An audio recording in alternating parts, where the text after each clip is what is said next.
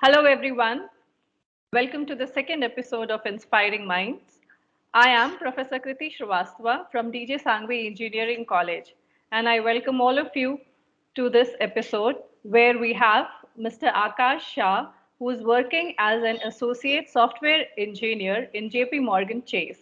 Akash was our student from Information Technology Department, and he's a pass out from 2017 batch, and he has also got placed through our campus in JP Morgan. So Akash, welcome you for this show. And first you start with your journey from DJ to JP Morgan. Also tell us that what was the profile you were offered that time, and how did you progress over there till now? Thank you, man, for having me. So, as you said, I joined DJ Sangi in 2013 and passed out in 2017. So, my journey started back in 2015 when I started doing internships.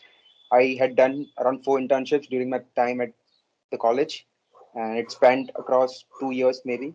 And I had done internships in cloud and machine learning, web development, mobile development. So I had gathered a diverse skill set before JP Morgan Chase had come through the Code for Good hackathon. And you, through this hackathon, I got placed at JP Morgan. So the profile which they offered me was technology analyst, where I was assigned a role where I had to use my big data skill set to develop a big data lake for the clearing department. Okay. So, so Akash, we are in the world of data science, data-driven world, and a lot of people are of the opinion, especially the student community, that if you have to become a data scientist, then you have to focus more on machine learning aspects, and the data will be prepared, given to them, and they have to work just with the algorithms and analysis. So, how important is data engineering, and what exactly is data engineering, if you can just elaborate a little bit? So data engineering comes before you start applying data science. So data engineering does all the groundwork of getting data from multiple sources, transforming it and making it uniform so that the data scientists or AI engineers can use this data to make sense out of it. Data engineering as a term is like a pipeline. So imagine Lays as a company. If they want to manufacture Lays, they'll they'll they'll have multiple systems in which first system will take potatoes as an input.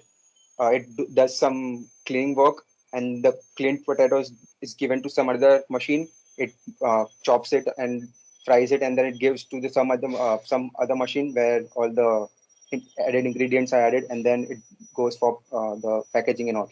So data engineering is similar, where you get data from multiple systems, you apply different transformations, or you make changes to the data so that it becomes uniform, and that uniform data is given to some other system.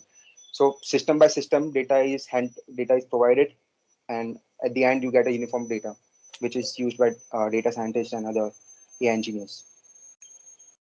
Can you tell us some of the tools which are used in data engineering?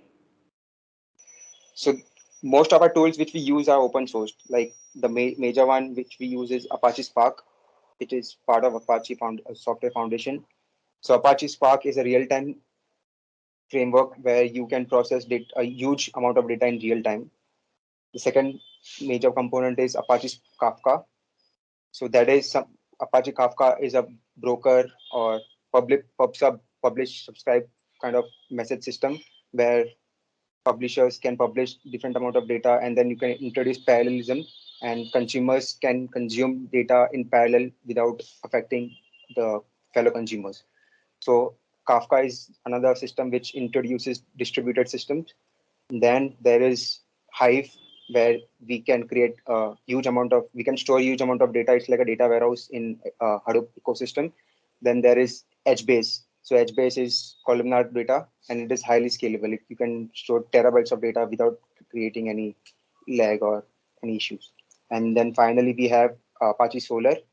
And Apache Solr is an indexing engine on top of HBase. Since HBase is columnar, so you cannot retrieve data directly. So we have to use some other indexing engine like Apache Solr, etc. So this various systems which I had mentioned, this system we learned in our curriculum back in 2016. So Yeah. these things helped me. Yeah, this thing helped me when I We started working remember. on We this project. introduced you Yeah. to that, but obviously you must have worked and learned more when you were working Yes. because you Yeah. improve your skills once you work in that field.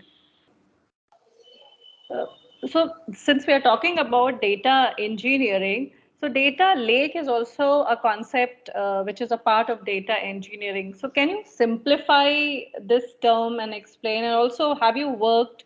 So, what exactly you have worked in this domain? If you can explain to us. Certainly. So data lake is next generation data warehouse, you can say, where we store humongous amount of data under one roof or under one database. So let's say, for example, if you say Amazon as a company, it will have a data lake which will consist of all the data of the clients. It will have all the transaction details, all the inventory, the music which they store, the movies which they host, etc.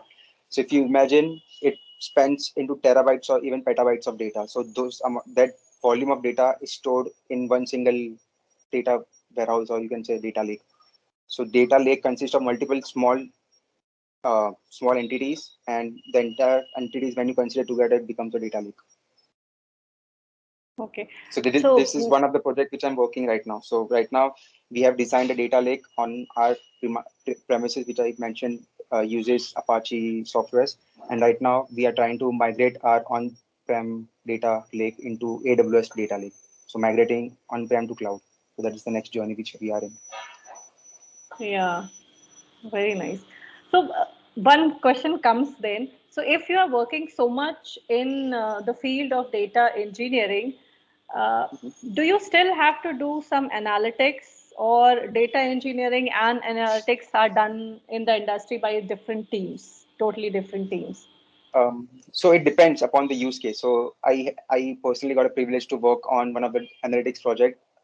So in last year when I was working, I had privilege to create a revenue dashboard for our teams where we had to show real revenues in real time. How much how much was a profit or how much was a loss on a daily basis, on a real time basis, and aggregating that over a period of months, or few years down the line, and then creating insights for our clients so that they can uh, treat our clients better, give offers to our clients in a better way, targeting clients which have generate more revenue for JP Morgan.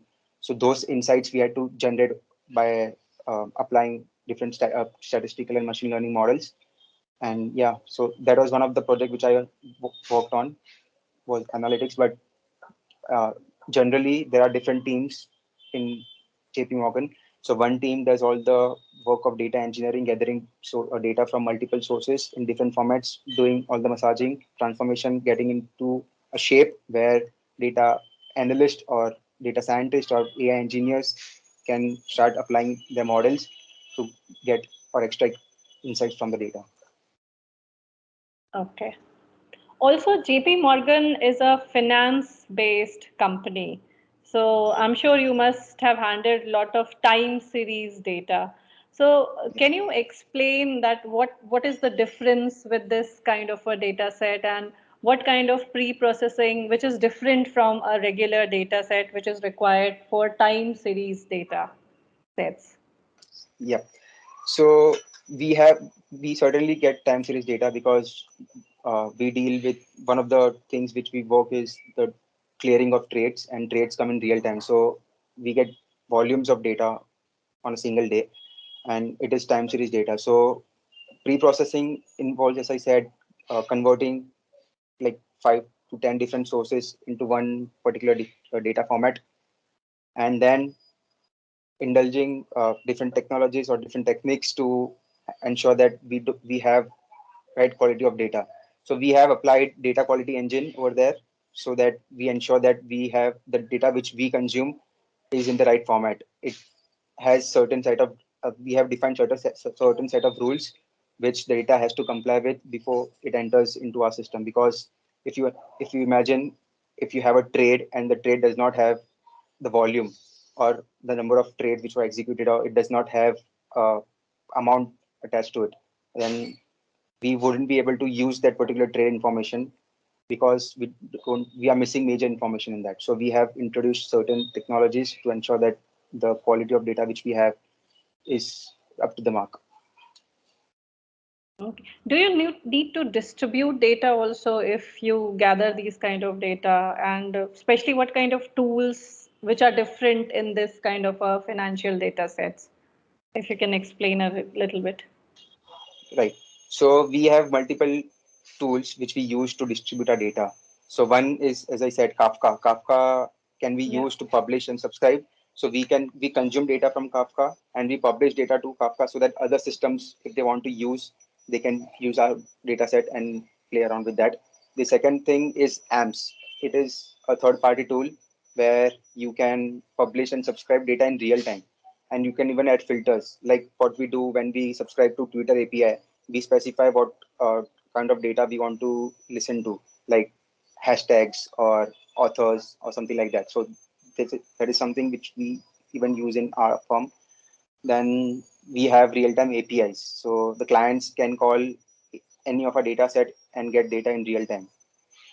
So these are few of the ways which we provide the data to our clients, majority of them in real time. Quite interesting. A lot of new things what we are getting to know. But at the end, as I always ask, what suggestions would you like to give to our students, especially now when they will be entering this world of AI and data science, which is very different from your time when you had passed out, Yeah. I'm sure. So now and also in your interview, I learned a lot that because you have done a lot of internships, I'm sure even that has helped you a lot to grow and to be confident in cracking your interviews. So, what is your suggestion for the students? Definitely. One thing which helped me a lot was the work experience which I gathered over the period of the 4 years which I was with the college. So I had worked in different domains of computer science, be it web development or application development, cloud, AI, ML, whatever. So those things helped me a lot. And when there was an opportunity to represent DJ Sangvi at Code for Good, I had all the skill set, and that particular work experience helped me a lot to lead different teams in the events like Code for Good, or previous to that, we had one more Master Tech project. So those two projects, or those two competitions helped me a lot. And those were the platforms where I was able to display the skills which I had gathered over a period of 2 or 3 years.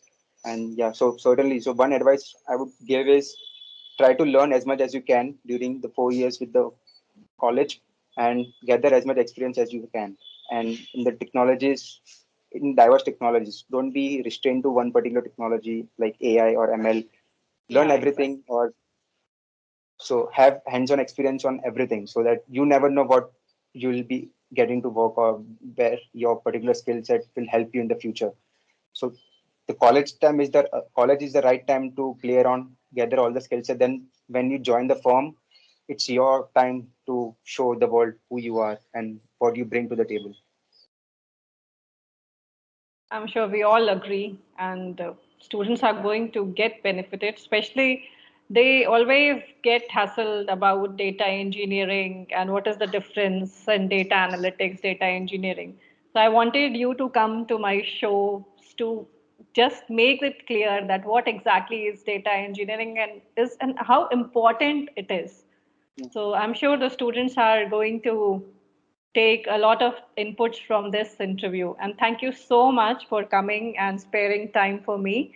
All the best for your future endeavors, Akash. Thank you so much. Thank you so much. Thank you. Bye, ma'am.